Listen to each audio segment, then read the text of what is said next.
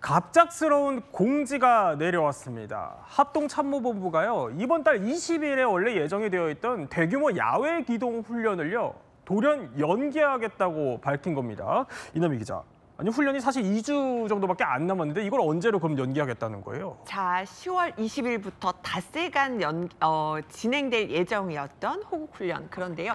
에이펙 회의가 이달 말에 열리잖아요. 네. 그러니까 에이펙 회의가 끝나고 나서 11월 17일 이후로 열겠다. 이렇게 합참에서 오늘 공지를 한 겁니다. 그래서 그 배경을 놓고 관심이 쏠린 겁니다. 아니, 뭐 에이펙이 중요한 국제 행사니까 이게 이해가 좀 안 되는 것도 아니에요. 근데 훈련 일자가 그런데 20에서 24일, 10월 20에서 24일이면 이거 에이펙이랑 안 겹치는 거 아닙니까? 그렇죠. 지금 에이펙은 10월 31일부터 11월 1일까지 열리는 데다가 지금 호국 훈련이 예정되어 있던 이 개최지가 경기, 강원, 충북 일대이기 때문에 경주에서 열리는 에이펙과는 직접적인 영향이 없는 것 아니냐 이런 지적들도 나오고 있습니다. 그러니까 호국 훈련을 끝내고 에이펙을 개최하면 되는 것인데 지금 필요성에 대해서 얘기하고 있는 것으로는 지휘 노력이 분산된다. 그리고 국감 일정도 고려가 됐다. 그리고 또 한 가지 지금 비난을 받는 지점이 어떤 부분이냐면 군 단장급 인사를 비롯한 중장 인사 발표가 예정이 되어 있는데 이걸 앞두고 있다는 것도 고려가 됐다. 이런 얘기가 나와서 이거는 인사 문제랑 군대 훈련 문제랑은 뭐가 상관이 있는 것이냐. 인사 문제를 진행한다고 해서 이렇게 중요한 훈련을 연기하는 것이 과연 전쟁을 대비한 군대의 훈련이 맞는 것이냐. 이런 지적도 나오고 있습니다. 그러니까 날짜나 뭐 지역이 안 겹치는데 이걸 연기한다고 하니까 이게 진짜 그것 때문에 연기하는 게 맞냐 이런 얘기가 지금 나오는 겁니다. 근데 이종구 평론가, 호국훈련 이 얘기잖아요. 이 호국훈련이라는 게 우리 군의 군사훈련 가운데 이거 최대 규모 아닙니까? 미군도 참여하고요. 맞습니다. 대한민국 국군이 참여하는 가장 큰 규모의 야외 기동 훈련이고요. 이게 보통 어떤 전역 훈련이 아니라 전구 훈련이라고 해서 이 전쟁 구역 가장 넓은 범위의 그런 이 지역을 모두 다 대상으로 하는 육, 해, 공, 해병대 모든 특정 군종이 아니라 모든 우리나라의 군대가 모두 다 합동훈련을 하는 것입니다. 그래서 최대 규모라고 할 수 있고요. 또 일부 지금 주한미군도 지금 함께 참여를 합니다. 예전에 왜 한미 스피리트 훈련 기억하시죠? 오랫동안 한미 스피리트 훈련이 있었는데 이 팀 스피리트 훈련을 대체하는 어떤 훈련이라고 할 수가 있고요.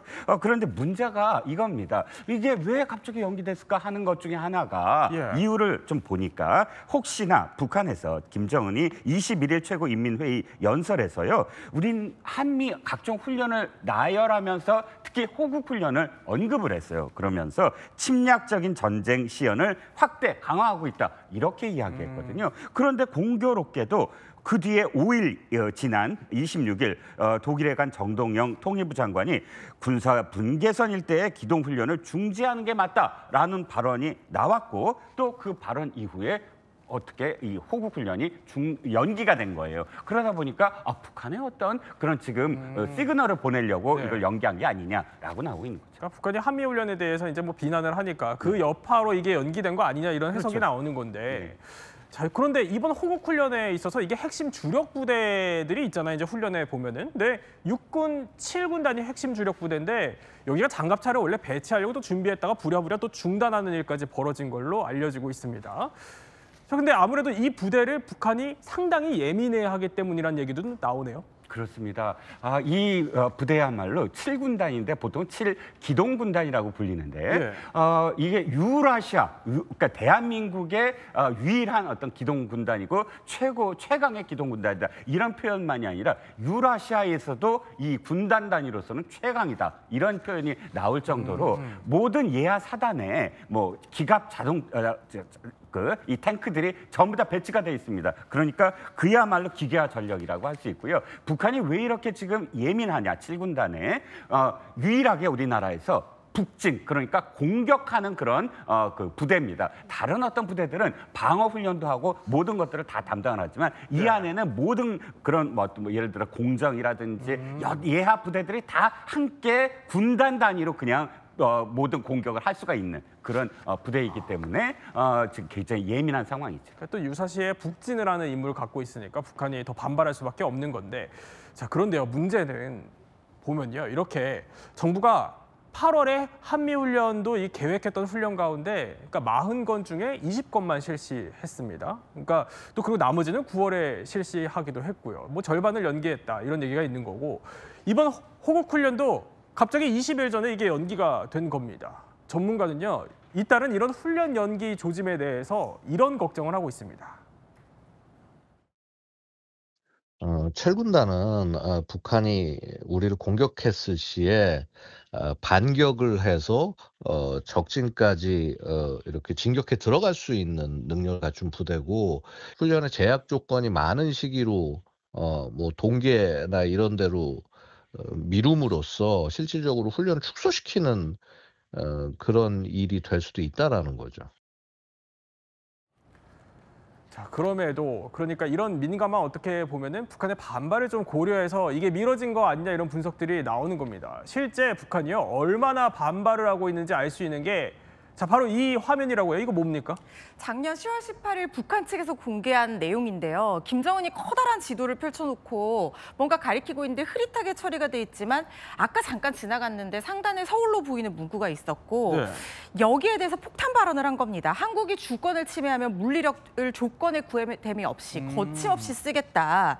유사시에 서울을 공격할 계획을 논의하는 장면을 공개를 한 거거든요. 그리고 같은 날 헌법에 한국을 적대 국가로 명시했다는 정황도 공개가 됐는데 그래요? 바로 이날이요. 예. 작년 호국훈련 열리기 바로 이틀 전이었습니다. 이틀 전. 그러니까 이틀 전에 저렇게 서울 지도를 펼쳐놓고 저런 논의까지 한 영상을 또 공개를 한 겁니다. 그런데 심지어는 우리한테 아직도 아픈 상처인 연평도 포격, 이 연평도 포격의 이남희 기자. 바로 이 호국훈련을 빌미로 북한이 감행한 거였어요. 그러니까요. 잘 기억하실 겁니다. 2010년 11월이죠. 호국훈련 일환으로 진행된 한국 연평부대의 사격훈련을 빌미로 당시에 북한이 저렇게 지금 보시는 영상처럼 연평도 포격 도발을 감행한 겁니다. 보면 굉장히 지금 북한이 또 예민했던 게 보면 2022년에도 네. 호국훈련 마지막 날 바로 또 단거리 미사일 동해로 쏘기도 했거든요. 그만큼 이렇게 민감하게 반응해왔다는 걸 알 수가 있습니다. 네, 조금 전에 속보가 들어와서 잠깐 저희 짚어드리겠습니다. 경찰이요 이진숙 전 방송통신위원장을 자택에서 체포했다. 자, 그리고요 이게 선거법 위반 혐의로 경찰이 이전 방통위원장을 체포했다는 소식이 들어왔습니다. 자, 영등포 경찰서고요 이진숙 위원장 전 위원장의 자택에서 자, 이 영장 집행이 이루어졌다는 소식 전해드립니다. 다시 한번 짚어드리면요. 이진숙 전 방통위원장이 자택에서 경찰로부터 체포가 됐습니다.